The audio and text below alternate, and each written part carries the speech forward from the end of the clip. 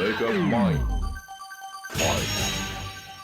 So, in a recent video of mine, I talked for about 12 minutes about Team Fortress 2 weapons that, despite being niche at best to straight up bad in the game's casual PvP mode, absolutely flourish in its PvE mode, man versus machine. This was due to a variety of factors, ranging from their traits being more well suited to MVM than casual, to their unique gimmicks aligning very well with MVM's unique brand of chaos, to just being really damn good at shredding tanks. And in this video, I want to do it again, but in reverse. What are some weapons that are considered great or even class-defining in casual or PvP that fail to pull their weight in MVM? Weapons that go from meta to meh duh when matched against waves of robots. After all, MVM is a wildly different and much more chaotic ride than casual, so weapons designed to capitalize on the unique weaknesses of enemy players might not fare as well against the cold, unfeeling robotic menace of man versus machine. We're gonna try and name a few of these weapons and give our best reasons why. Also, you'll have to forgive me, I recorded my previous video on actual real man-up MVM servers, and it may surprise you to hear that I am not going to be doing that this time. I am not getting blacklisted for this video. It is all potato MVM servers all the way. Shoutouts to all the people who had to suffer through me being on their team using these bad items. All that said, let's find some roughs amongst the diamonds in man versus machines meta.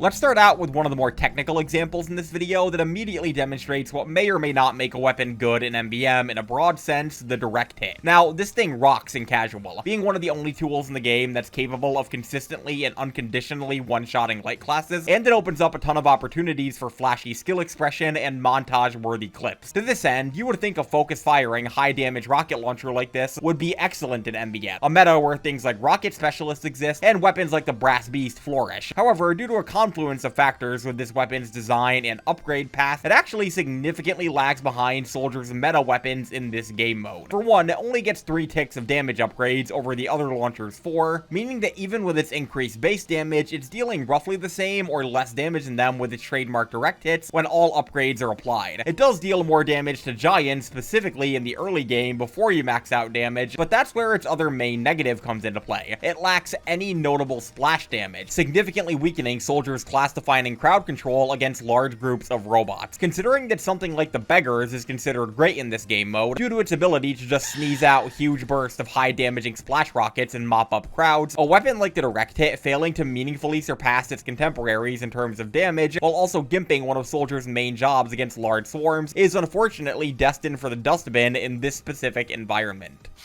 And speaking of high-value tools in casual that are completely unapplicable in MVM, we have Engineer's Gunslinger. This is one of the most infamous weapons in the game's history, in casual specifically, basically being the poster child for quote-unquote fun police offensive engineer loadouts that slap the combat mini-sentry in front of their enemies and proudly watch as they clean house. Or maybe scout main just don't like having natural hard counters, it's hard to tell. Regardless, it shouldn't be difficult to understand why this would be lackluster in MVM, as Engineer's iconic level 3 sentry gun is one of the most universal and ubiquitous tools in the game mode. It damages giants and tanks, cleans up trash bots, and provides cover fire so effectively that it's one of the core reasons Engineer is considered the most important class in MVM. Replacing all of that reliable cover fire and sustain damage with a tiny version might be novel and useful against small groups of human players, but against dozens to hundreds of robots, the mini-sentry really lags behind its grown-up alternative and can't really pull its own weight in its intended role. It literally does not have any unique upgrades to help it, and its role is already half provided alongside a proper level 3 sentry thanks to the disposable sentry upgrade. The Gunslinger and its associated Tiny Terror are just not weapons that were built for MVM, but they can rest easy knowing that they can always terrorize human players to their heart's content.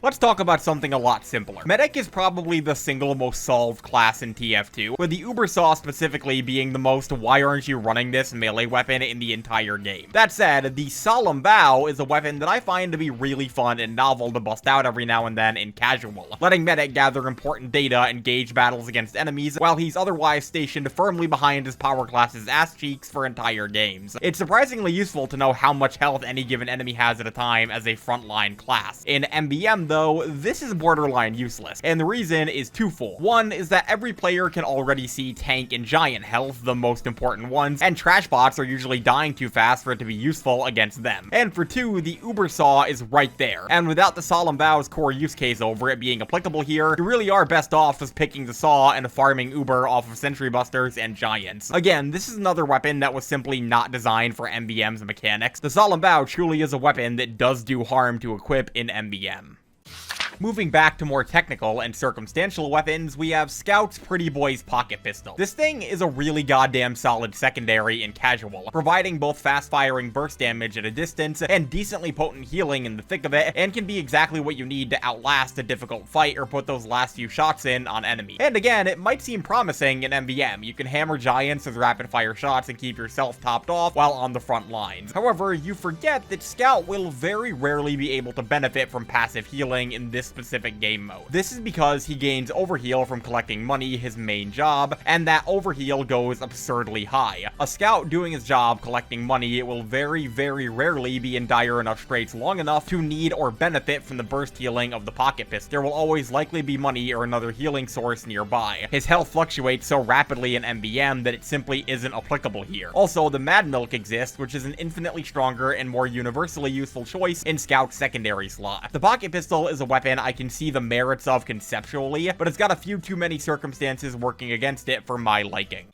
And now it's time for a twofer of heavy weapons, starting with the whole reason I wanted to make this video, the Tomislav. Depending on who you ask, this thing pretty much is heavy and casual. It speeds him up so much, grants him so much more flexibility, and just all around livens up Heavy's game plan so much that there really is no better option for a lot of players. However, considering that MVM is a meta where the Brass Beast, a weapon that's the polar opposite of this one, flourishes, you can imagine that things don't bode too well for the Tomislav. While certainly still functional in its intended role, is a heavy minigun that does a lot of damage, the Tomislav's slower firing speed and, in this situation, trivial upsides cause it to significantly lag behind other options in MVM specifically. Like I mentioned in my previous video, Heavy's role in this game mode is to just vomit out sustained damage while standing near a dispenser and body block giants. The Brass Beast fulfills both of these roles very well, between its high damage and resistances below half health, and the Tomislav can't really keep up as a result. In a game mode where you're incentivized to stay in the same general area and do as much damage as possible as quickly as possible, the dedicated move faster but deal less DPS minigun is kind of in bad shape by default. It's perfectly fine and good in a game mode where the strongest enemy you'll be fighting has 300 to 450 health max, but in a game mode where enemies' healths can be in the thousands, you really start to notice that lower DPS. This is easily the most that a single weapon falls off between casual and MVM. It goes from an arguable top one to an arguable bottom one just by turning your enemies into hunks of metal. And again, it's still certainly functional in its role, it just has baked in lower numbers due to its base mechanics. You are objectively better off fulfilling Heavy's role in MVM with the Brass Beast than the Tomislav, and only in MVM. Some kind of bizarro world, that game mode.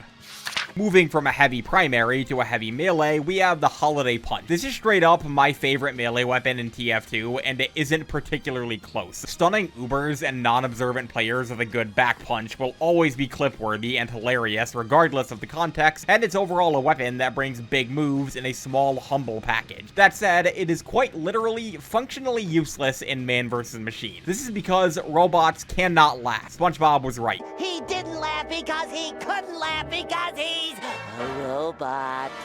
The MVM bots cannot be forced to taunt by the Holiday Punch, and when this weapon's only upside is making enemies taunt on crit or back punch, you're effectively carrying around a version of the stock fists that deal no damage on crit. Let the good times roll. Heavy doesn't often need to use his melee in MVM, but he definitely does have better options than this between the Fists of Steel and the Crit Glove. I love it in casual, but acknowledge that it pretty much is a throw in MVM. And lastly for this video is two weapons from perennial MVM punching bag, the Spy. Look, I know I called him bad in the previous video, but really, that was a certified /HJ moment, as I do acknowledge that he can be a very effective giant killer and aggro drawer when the chips are down. He should still get overheal from money though. Regardless, even if he is better than I gave him credit for previously, he is not immune to having a few dud weapons, and in this case, one of his biggest duds is actually a stock one, the Invis Watch, and the Cloak and Dagger by comparison. These are infamously useless in MVM, and it's primarily due to the fact that any serious spy in this game mode will always be carrying the Dead Ringer. You want to be circle strafing and stabbing giants as much as you can, and you want to be doing this in a clean hit and run in and out fashion. To this end, the Dead Ringer enables brief high damage engagements and slick escapes that can be easily repeated once you put some distance between yourself and the giant and let the aggro reset. Give him a few shots with the Latrange and you're back in business for another stab. This is quite literally Spy's main specialization in MVM, and it does not function without the Dead Ringer. And closing us out is the Spysicle. I know calling this weapon good might be controversial, I know it's considered pretty mediocre in certain spy main circles, and you'll be happy to know that the reasons for that double apply in MVM. Losing your knife or your primary means of dealing damage for 15 seconds due to a single stray flame particle is incredibly punishing, and basically robs Spy of his ability to do his main job for its duration. What's supposed to be a risk versus reward shield against Spy's biggest hard counter quickly becomes a debilitating debuff that causes you to lose out on a lot of potential plays against important targets. Also, shout out to the Your Eternal Reward for just not fucking working in MVM, because Valve really hates the French, I guess.